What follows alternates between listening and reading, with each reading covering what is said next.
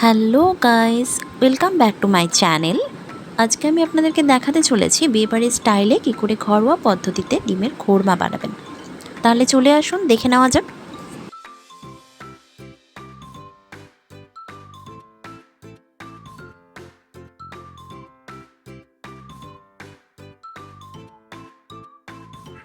প্রথমে আমি একটি পাত্রে তেল গরমে দিলাম এবং তাতে সামান্য পরিমাণ ঘি, গোটা কয়েক তেজপাতা, লবঙ্গ, জয়িত্রী, পেঁয়াজ কুচি, জিরে গুঁড়ো, লঙ্কা গুঁড়ো, হলুদ গুঁড়ো এবং স্বাদ মতো লবণ দিয়ে ভালো করে মিশ্রণটিকে কষিয়ে নিলাম।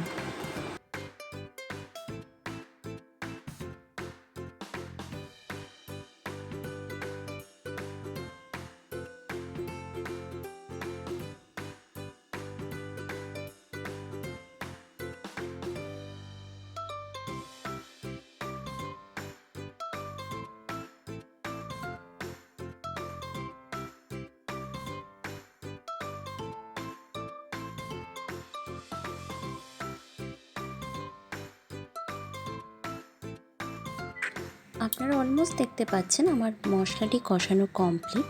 এরপর আমি সেখানে মিডিয়াম ফ্লেমে দুধটিকে অ্যাড করলাম। দুধটি অ্যাড করে আমি আরেকবার ভালো করে কষিয়ে নিলাম। তারপর আমি সিদ্ধ করে রাখা ডিমটিকে এই মিশ্রণটিতে অ্যাড করে দিলাম।